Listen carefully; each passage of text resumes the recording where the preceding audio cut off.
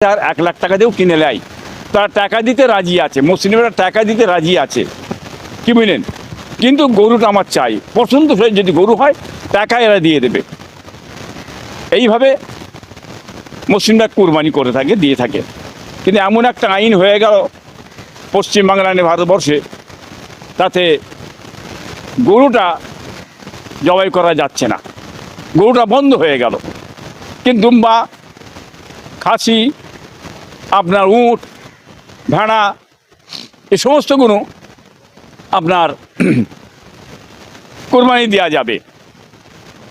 কিন্তু এখন যদি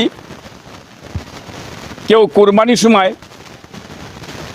তারা কোরবানি দিয়ে দেওয়া হয়, হয়তো আইনত অনেক ফেটে যেতে পারে,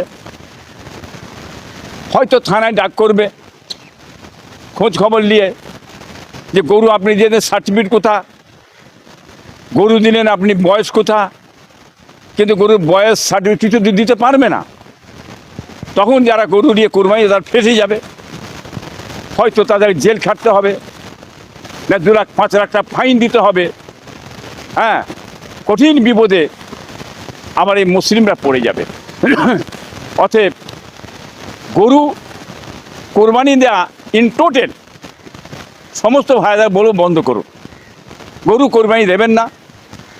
আপনার অন্য জীব আছে, কোরবানি দেন কেন, খামাখালি করে আপনারা এই ফিতনায় জড়াতে যাবেন না।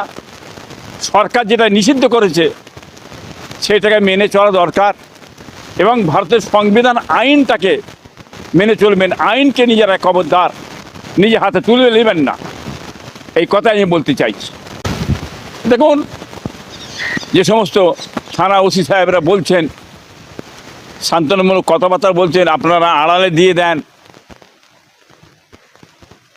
রাস্তাঘাটে দেবেন না, এ কথার কোনো ভিত্তি নেই। কোন মুহূর্তে কে কখন ঘুরে যাবে বলা যাচ্ছে না। লিখিত দেন, প্রশাসন যদি বলে আপনার সাইডে করে নেন, কোনো অসুবিধে নেই, ওনাকে লিখিত দেবেন কি? হ্যাঁ, প্রশাসন লিখিত দেবেন না, মুখে বলে দিলেন হয়ে গেল। আর যখন কিছু জড়িয়ে যাবে তখন তো ওসি সাহেব কি বলবেন? তখন ওসি সাহেব বলবেন না, এটা মানা করেছেন, আড়ালে আবার প্রকাশ্যে এলেন কেন, লোকে চৌথে পড়লো কেন, আমাদেরকে যে অবজেকশন দিয়েছে বলে আমরা এসেছি, তখন বিপদে জড়িয়ে যাবে সাধারণ মানুষ। অতএব এই গরু কুরবানি থেকে বিরত থাকা, কোরবানি না দেওয়াটাই এটা আমি পছন্দ করি। দেখেন, বিজেপি সরকার আসার পরে মানুষের একটা ধ্যান ধারণাটা আলাদা আছে। মানুষ এই বিজেপি সরকারকে ভোট দিয়েছে কেন? একটা জায়গায় অত্যাচার, জুলুম, রাহাজানি, খুন খারাপি, মার, প্রশাসনকে গুন্ডারা সামনে রেখে লুটতরাজ করেছে। সে অত্যাচার থেকে বাঁচার জন্যে মানুষ আজকে হিন্দু মুসলমান উভয়ে বিজেপিকে ভোটটা দিয়ে দিয়েছে। কিন্তু এই বিজেপি সরকার আসার পরে যদি এখানে নতুন করে মানুষের ভাঙচুর হয়, ক্ষতিগ্রস্ত হয়, ব্যবসা বাণিজ্য ক্ষতি হয়ে যায়, তার লাভটা কি হলো? এখন তো বাংলার মানুষ চাইছে বিজেপি সরকার এসেছে, কিন্তু বিভাজন সরকার বা বিভাজনের রাজনীতি করবেন কেন? মসজিদ নিয়ে, মাদ্রাসা নিয়ে, ঈদের নামাজ নিয়ে এসব করবেন কেন? এই বিজেপি সরকার এসছে, এনারা শিল্প, কর্ম, চাকরি, কৃষি, মানুষের উন্নয়ন হবে, মানুষ দুটো কাজকাম করে মেহনত করে খাবে, পায়ে দাঁড়াবে, এটাই বাংলার মানুষ চায়। বাংলার মানুষ যদি কোনো রকম রাস্তা খুঁজে না পায় আর যে বিপদে পড়ে, কষ্টে পড়ে থাকে, তাই এর আগে সরকার, তৃণমূল সরকার আর বিজেপি সরকার পার্থক্য রইল কি? অতএব আমাদের দরকার আছে দেশের শান্তি, দেশের উন্নয়ন, দুটো ইনকাম হবে, মানুষ করে খাবে।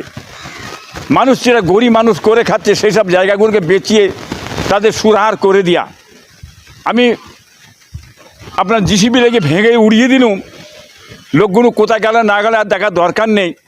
তারা কংগ্রেস আমল থেকে করে আজ অবধি করে আসছে। 34 বামফ্রন্ট সরকার চালিয়ে গেল, তৃণমূল সরকার চালিয়ে গেল, তারা রাস্তায় করে কেমন খাচ্ছে। যদি তাদের ঘরে উচ্ছেদ করতে হয়, তুলে দিতে হয়, নোটিশ করা দরকার আছে এবং তাদের একটা ব্যবস্থা করে দেওয়ার দরকার আছে। তা তো গরিব, হ্যাঁ, হিন্দু মুসলমান অবহিত করে খাচ্ছে। এইভাবে যদি ক্ষতিগ্রস্ত হয়ে যায় তা তো শেষ হয়ে গেল, নিশ্চিন্ন হয়ে গেল, তা তো পথের ভিখারি হয়ে গেল, ভাসতে শুরু হলো। এইভাবে সংসারটা যাতে তাদের ক্ষতি না হয়, তারা দুটো করে খেতে পারে, হ্যাঁ, সেই ব্যবস্থাই সরকারের করে দেওয়া দরকার আছে, এটাই বলে মনে করি। দেখেন, 7টা সম্প্রদায়কে এই দেশ থেকে বের করে দেওয়া হবে। এই 7টা সম্প্রদায় যারা আছে তা তো ভারতেরই,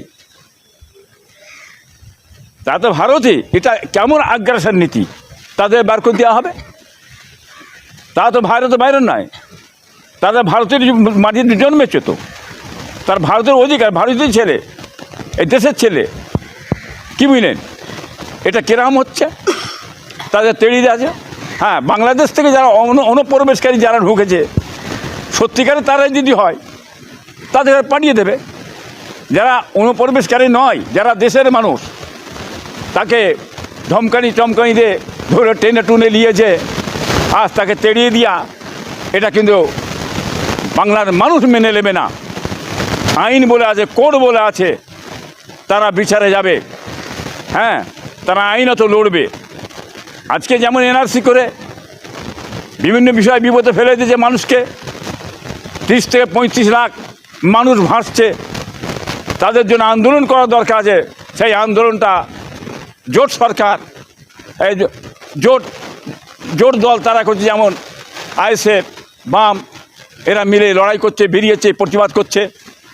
কিন্তু 80টা আপনার এমএলএ হয়ে এই তৃণমূল এরা কোথায় গেল? দেখতে পাওয়া যাচ্ছে না কেন? এরা কি সব বেরিয়ে চলে গেছে? কোনো আওয়াজই পাওয়া যাচ্ছে না। বাংলার মানুষ কি দেখছে? হ্যাঁ, তারা তো একযোগে বেরিয়ে আন্দোলন করতে পারে, প্রতিবাদ করতে পারে, হ্যাঁ, মানুষের পাশে দাঁড়াতে পারে। আমি এটাই বলবো, একযোগ হয়ে, একসঙ্গে হয়ে আন্দোলন করুন, প্রতিবাদ করুন, নামুন মানুষের জন্যে, এটাই বলবো আমি। অতএব 80টা সিট পেয়ে চুপচাপ বসে আছেন, ব্যাপারটা কি? মানুষ কি চোর বলবে? হ্যাঁ, চোর দৌড়বে আপনার পিছনে, সেই ভয়ে বেরোচ্ছেন না? হ্যাঁ, আপনি তো নিয়ে এলেন, তৃণমূলই তো নিয়ে এসেছে সামনে, বিজেপিকে ফন্ডে নিয়ে লড়াই করব, হ্যাঁ, বলে তো ঢুকিয়ে দিলেন। খাল কেটে কুমির ঢুকিয়েছে, খাল কেটে কুমিরটা ঢুকিয়েছেন মমতা ব্যানার্জি সাহেব। কুমির তো ঢুকেছে, তার কাজ হচ্ছে চুবলানো। সে তো কিছু দেখবে না, সে সব জায়গায় চুবলাচ্ছে। কে কি না কি দেখার দরকার নাই, সকলকে চুবলাতে শুরু করেছে। এবার কী ক্ষতি হয়েছে না হয়েছে, বাংলার মানুষ আজ ভারতবর্ষের পশ্চিমবাংলায় সব বিপদে পড়ে গেছে। সবাই হাহা করছে, সবাই বিপদে পড়েছে। এই জিনিসটা যাতে না হয় এটা চাই। যেমন শ্রমিক ভট্টাচার্য একটা সুন্দর কথাবার্তা বলেছে, কি বুঝলেন, প্রশাসনকে নিয়ে বড় বড় সুন্দর কথাবার্তা বলেছে। তেনার কথাকে আমি মানি, মান্যতা দিই, তেনাকে আমি ভালোবাসি, আমার তরফে তেনাকে শুভেচ্ছা। ওনার মতো মানুষ হচ্ছে কড়াভাবে চলে, আইনটাকে, প্রশাসনটাকে নিয়ে কঠোরভাবে চলতে পারে। এই পশ্চিমবাংলায় শান্তি ফিরে আসবে, মানুষ শান্তি পাবে, মানুষের অধিকার পাবে।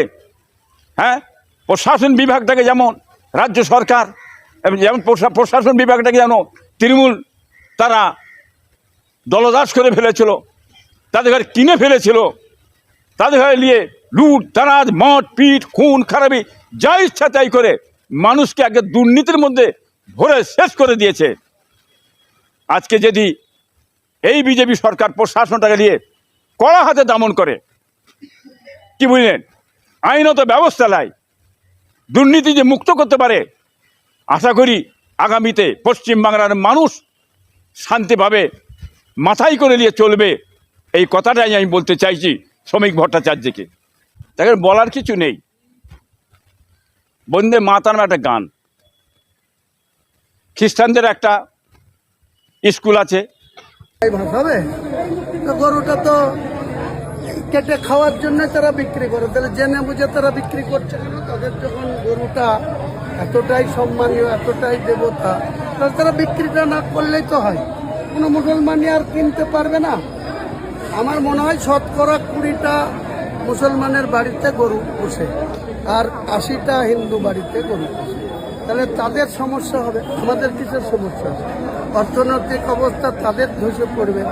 বিজেপি সরকার তার জন্য তাদের জবাবদিহি করবে, কম্পিটিশন দিবে, তাদের ক্ষতিপূরণ দিবে। আমাদের অসুবিধা কি? রেজিনগর বিধায়ক হিসাবে এলাকার মানুষকে শুভেচ্ছা বার্তা কি দিচ্ছেন? নিশ্চয়ই একটাই শুভেচ্ছা, শান্তি বজায় রাখতে হবে, সম্প্রীতিকে গুরুত্ব দিতে হবে।